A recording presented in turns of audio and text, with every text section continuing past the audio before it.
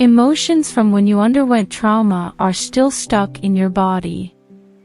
Are there times in your day when you feel you are going through emotions as though the past has just happened to you?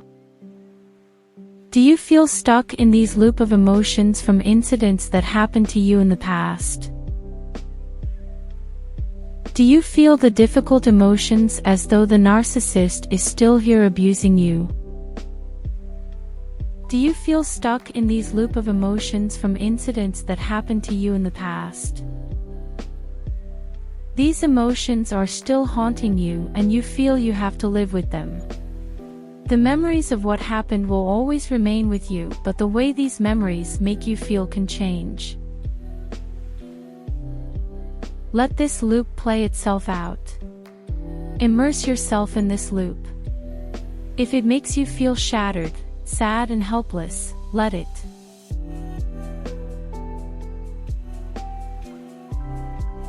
When you allow yourself to face these emotions which you have been refusing to feel, you allow those emotions to come up and you heal. These emotions, when they come up, they will bring up anger in your system. Because there is that sense of injustice in you. Find a way to express your anger. When emotions come up for you. Number 1. They will come in layers. You will deal with an emotion a number of times before you feel the intensity of that emotion drop. Number 2. They will come up at different times unexpectedly.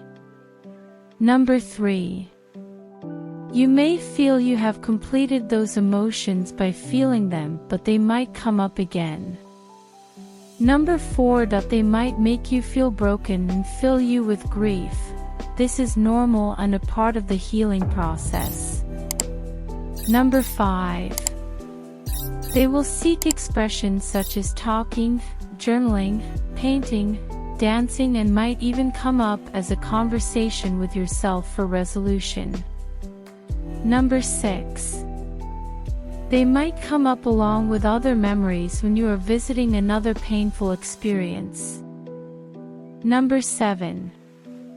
They might first show up as something else altogether, but upon sitting down with it you will realize that it was this sadness coming to you in another form, as you might be tired of feeling sad.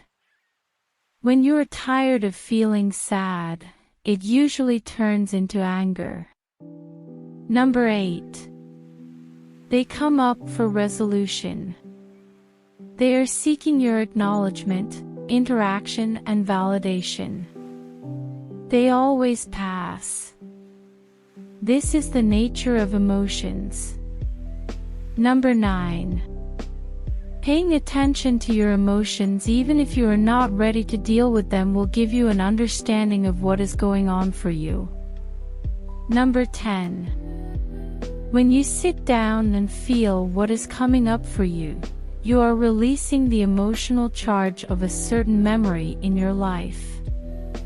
This will help you move on. What I do when emotions come up for me. Firstly, I sit down with some sad music as I need help in being able to cry. When I cry about something, I feel lighter about it after I finish crying. Secondly, I also sit down with a journal and write whatever I want to express. If the grief is existential, then I face it and I accept that I might have to face this for the rest of my life. I sit with this deep sadness till it passes on its own. I start to treat that part of me which is hurt as another part of me. I speak to it as though it has its own mind. I let it express itself. I also join in with sentences such as, I know it meant a lot to you, I know how much you sacrificed as a child because of your mother, I can see how violence has caused you such deep amounts of grief. Speaking to this part of me and validating the sadness is not self-pity.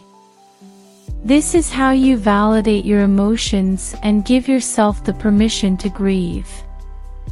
I then allow whatever else image comes up for me in the form of grief. It might be the image of my inner child standing at the window of my home and watch other kids play while she is locked up in her room. It might be my inner child just looking at me with deep sadness in her eyes. It might be her using her body language to express sadness because there are no words for her to describe how she feels. Then, as I keep repeating all of the above steps, along with the music and journaling and talking to that part of me, I feel the strength of that emotions which initially came up start to wane. I can feel it melt away and lessen in the degree of pain it is giving me. This slight shift I feel in the process of completing an old emotion or memory then translates into me feeling lighter the next day. It translates into me feeling more like myself and not having to feel this dense energy in my body which restricts my interactions with others. I do feel new until I start to feel like there is a lot going on for me and there are things from my past which are beginning to bother me again, which is when I do the completion process all over again.